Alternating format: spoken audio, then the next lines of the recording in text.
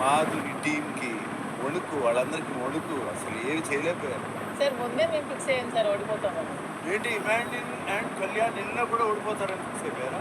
అయిపోయింది సార్, కానీ మేము అంటే వాళ్ళిద్దరి మీద నమ్మకం లేదా? నమ్మకం లేదు సార్ నాకు. మేము ఆడతామనే కాన్ఫిడెన్స్తో వెళ్ళాం, కానీ వాళ్ళు గెలుస్తామనే కాన్ఫిడెన్స్తో వచ్చారు. దానికి తేడా ఉంటుంది. మేము ఆడాలి అని వెళ్ళాం అంతే సార్. ముందే ఫిక్స్ అయ్యాం. ఎవరో ఒక్కరిని ఇక్కడ మీ టీం లీడర్కే మీరు గెలుస్తారని కాన్ఫిడెన్స్ ఆ రోజు చెప్పలేదు సార్, అది లాస్ట్ ప్లేట్ కొంచెం ఇదిగా ఆడేవారు. ముందే ఉండిపోవాలి. బెటర్గా ఆడేవారా? అలా ఏం కాదు సార్, మేము ఇద్దరం కలిసి గౌరవం ఆపడానికే సరిపోయింది సార్. ఆ బురదలో చాలా ఇబ్బంది అయిపోయింది.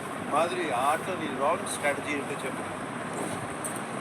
ఇమాన్యుల్ అండ్ కళ్యాణ్ బదులు దివ్య రీతుని పంపించుంటే మీరు గ్యారంటీగా గెలిచారు.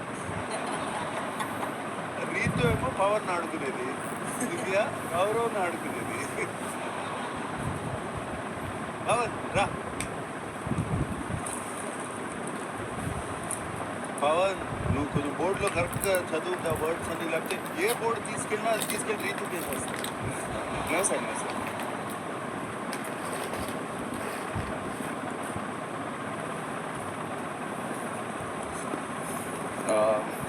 Immature sir.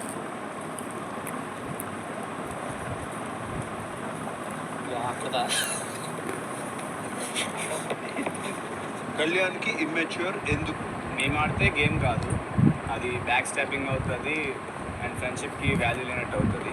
So same bed టాస్క్లో నేను లాస్ట్ దాకా వాడిని ముట్టుకోనని చెప్పాను, బట్ వాడు వేరే వాళ్ళతో ప్లాన్ చేసి నన్ను నలుగురు కలిపి బెడ్ నుంచి పాడేశారు సార్.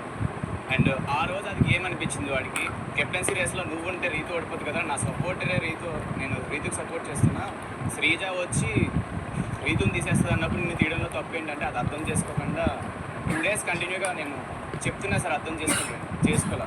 సరే ఇంకా అర్థం చేసుకోవడానికి వదిలేస్తే ఈవెన్ మొన్న కూడా లడ్డు తినిపిస్తున్నప్పుడు కూడా అలాగే ఉన్నాడు. మళ్ళీ అర్థమయ్యేలా చెప్పడానికి ట్రై చేసినప్పుడు కూడా అప్పుడు నేను చూపించిన ఎమోషన్ రాంగ్ అవుతుంది, ఇప్పుడు నేను ఒప్పుకుంటే అంటున్నాడు. యాక్సెప్టెన్స్ లేదు సార్ వాడు. సో అది చాలా ఇమ్మెచ్యూర్గా అనిపించింది సార్. కళ్యాణ్, పవన్కి రీతు అంటే ఒక ఎమోషన్ నువ్వు యాక్సెప్ట్ చేయలేకపోతున్నావా? సార్ అలా ఏం లేదు సార్. అది యాక్సెప్ట్ చేసావు కదా. ఓకే, ఆ మెచ్యూరిటీ ఉంది కదా నీలో. ఖచ్చితంగా. ఓకే, ఈ సంఘటన గురించి అంటే వాళ్ళు ఏమంటున్నారంటే, ఇంకో పర్సన్ నన్ను ఆ రీజన్తో మా ముగ్గురు మీద జరిగిన కాన్ఫ్లిక్ట్ మీద నా నామినేషన్ చేస్తే అతను ఒక పేరు చెప్తున్నాడు. నేను ఆల్రెడీ చెప్పాను అది ఏం కాదు అని చెప్పి. ఫస్ట్ స్టార్టింగ్ వాళ్ళు వచ్చిన రోజు వైల్డ్ కార్డ్ నామినేషన్ జరిగినట్టుగా నేను చెప్పాను, అదేం కాదు, జరగాల్సిన సిచ్యువేషన్ అయిపోయింది, అవ్వాల్సిన డ్యామేజ్ నాకు అయిపోయింది అని చెప్పి ఆపేసి అక్కడితో క్లోజ్. అది తీసుకుని వచ్చి నామినేషన్ వేస్తారని నాకు నిజంగా తెలీదు. నామినేషన్ వేస్తున్నప్పుడు నువ్వు చేసిన వాళ్ళు కూడా నువ్వు వదిలేస్తావా, చేసిన వాళ్ళు కూడా వదిలేస్తావా అంటే, at the end of the day వీళ్ళు నా ఫ్రెండ్స్. ఆ ఫ్రెండ్స్ అయిన తర్వాత 2 days తర్వాత నేను ఆల్రెడీ నార్మల్గానే వీళ్ళతో ఉంటున్నాను తప్ప అంతకుమించి ఇంకేం లేదు. సో దానికి ఇమ్మెచ్యూర్ అంటే నేను అర్థం చేసుకున్నాను కాబట్టి సర్లే ఏదో జరిగింది, ఏదో జరిగిపోయింది, కావాల్సిందే జరిగిపోయింది, ఇలా చైల్డిష్ బిహేవియర్తో అలా మాట్లాడకుండా ఉండి యారగెంట్గా ఉంటే బాగోదని చెప్పే కదా సార్ ఇద్దరితో క్లోజ్గా ఉండదు రీతుతో బాగుంటుంది. దాంట్లో ఇమ్మెచ్యూర్ ఏముందో నాకేదో అర్థం కాలేదు. సో అది బ్యాక్ స్టాప్ అని వాడే అన్నాడు. అసలు అది బ్యాక్ స్టాప్ ఎలా అవుతుంది సార్? కళ్ళ ముందే చేసింది బ్యాక్ స్టాప్ కాదు. అండ్ నేను వాడికి మాట ఇవ్వలేదు. ఇప్పుడు కళ్యాణ్ బ్యాక్ స్టాప్ చేశాడు. ఆ మాట ఇచ్చి వేరే వాళ్ళతో కలిసి నన్ను బెడ్ మీద దోస్తాడు సార్.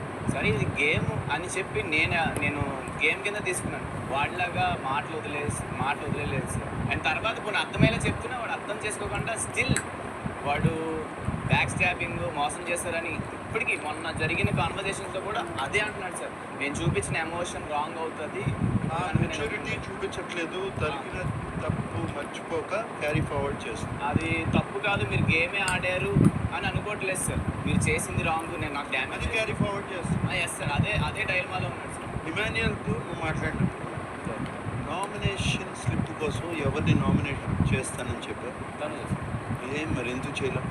నేను ఫస్ట్ అయితే తనుజా అని చెప్పాను సార్. ఖచ్చితంగా నేను తనుజా గారిని చేస్తానని చెప్పి ఆ రోజు కాదు సార్, ఇమాన్యుయల్కి ఆ ఛాన్స్ వస్తుందని తెలియకముందే నువ్వు చెప్పావు. చెప్పిన తర్వాత తనుజ బదులు సంజనాన్ని చేశావు. అక్కడ ఏమైపోతుందంటే ఆల్రెడీ చెప్పిన రీజన్స్తో నామినేషన్ చేయకూడదు, ఆ బిట్టర్ లడ్డు మూమెంట్ ఒక్కడ యాడ్ ఆన్ చేసి చెప్తే నేను కాపీ క్యాట్ లాగా పోటీ అవుతాను. నాకు 3rd person ఖచ్చితంగా క్లియర్ కట్గా సంజయ్ గారు ఉన్నారు. మేబీ ఆ పాయింట్ వీక్ అయి ఉండొచ్చు. చెప్పచ్చు కదా. నేను ఫస్ట్ కాంటాక్ట్ అయింది సార్. దివ్య చేసిన నామినేషన్ అయ్యేసాక నాకు సాటిస్ఫాక్షన్ లేక నేను అయ్యేషా అని చెప్పాను ఇమాన్యుల్ అంటే సైకిల్ చేశాను వద్దన్నాడు. తర్వాత రీతు వచ్చి క్లియర్ జస్టిఫికేషన్ ఇచ్చేసింది అయ్యేషాకి. తర్వాత తనూజన్ చేద్దాం అనే టైంకి నాకన్నా ముందు రమ్య లేచి చెప్పాల్సిన పాయింట్ నేను ఏవైతే 3-4 పాయింట్లు అనుకున్నానో ఆ పాయింట్స్ అన్నీ నీ పర్సనల్గా కాకుండా కొన్ని చెప్పేసిన దాన్ని లేదు కళ్యాణ్, రమ్యకి నీకు మధ్యన బోర్డులంత టైం ఉంటుంది, గ్యాప్ ఉంది. అవును, ఈ గ్యాప్ ఇమాన్లో అసలు నా ఫేస్ చూడలేదు సార్, చాలా ట్రై చేశాను ఆ 10 నిమిషాలు. ఇమాన్ నా ఫేస్ చూడలేదు, ఎక్కడ ఫేస్ చూస్తే నేను ఎక్కడ మళ్ళీ ఏం చెప్తే వద్దని అడిగామని చెప్పి ఇమాన్ నిజంగా ఫేస్ చూడలేదు. ట్రై చేశాను. అర్థమవుతుంది, టోటల్ నామినేషన్స్ అన్నీ కూడా బలుపుకుని చేస్తున్నారు హౌస్. చూస్తుంటే అలా అనిపిస్తుంది. నేను అదే ఒప్పుకుంటాను సార్, నేను నాదే తప్ప, నేను క్లియర్ కట్గా నేను అభిమానంగా సారీ చెప్పాను. ఇప్పటికీ ఆయన స్టిల్ ఆన్ మై పాయింట్, నేను నాదే తప్పు, నేను చెప్పిన పేరు నామినేషన్ చేయలేదు, నేను ఖచ్చితంగా ఒప్పుకుంటాను. కానీ స్లిప్ ఇచ్చిన తర్వాత మాట స్లిప్ అయ్యాడు అని ఫీల్ అయ్యావా? నేను మార్క్స్ స్లిప్ అయ్యాడని అయితే ఫీల్ అయ్యాను సార్. అంటే నాకు ఒక పేరు చెప్పి ఇంకో పేరు ఎందుకు ఇంకో పేరు చేసి ఇప్పటికిప్పుడు ఎందుకో ఆ డిసిజన్ మార్చుకున్నాను. అంటే అవతల వ్యక్తికి నువ్వు చేస్తాననే విషయం తెలియకుండా ఆపేయటానికా లేకపోతే ఏంటి అనేది నాకు అర్థం కాలేదు సార్. సో అవతల వ్యక్తికి కూడా తెలియాలి, ఇతను చేస్తానన్నది నిర్ణయం తెలియాలనే పాయింట్ నేను కరెక్ట్గా తనకు తెలియాలని నేను ఆ పాయింట్లో ఆపి తను నేను చేస్తానన్నాడు తనుజ, అది చెప్పే తీసుకున్నాడు. ఇప్పుడు వేరే మార్చాడు. నాకు ఇచ్చిన మాట తప్పి తీసుకున్నందుకు నాకు బాధేసి నేను అడిగాను సార్, అది జరిగింది సార్. అతను చెప్పినట్టు తనూజను నామినేట్ చేయలేదని నీకు కోపం వచ్చిందా, లేదా సంజన చేశాడని కోపం? సంజన గారిని చేశారని నాకు కోపం రాలేదు సార్. నాకు ఇచ్చిన మాట తప్పాడని కోపం వచ్చింది సార్, అంతే. స్లిప్ కోసం నేను మోసం చేశాడు. ఆ పాయింట్ ఆఫ్ టైంలో అతను అంటే ఫ్లిప్ అయ్యాడు అని నాకు అనిపించింది సార్, నాకు అదే అనిపించింది అసలు. మాన్యువల్, నువ్వు కళ్యాణ్ని సేఫ్ అంటున్నావు. నీ దగ్గర ఉన్న స్లిప్ కళ్యాణ్కి ఇచ్చే బదులు ఆ స్లిప్ నీ దగ్గరే ఉంచుకుని సార్ నువ్వే తనుజని నామినేట్ చేయొచ్చు కదా. సార్ నేను సేఫ్ ఆడావా? కాదు సార్, నేను తనుజని నామినేట్ చేయాలనేది నా ఇంటెన్షన్ కాదు సార్. నేను ఆ రోజు పడుకునే ముందు కూడా చెప్పా, ఒకవేళ డైరెక్ట్ నామినేట్ చేయాల్సి వస్తే నాకు తనుజ మీద ఒక్క సింగిల్ పాయింటే ఉంది.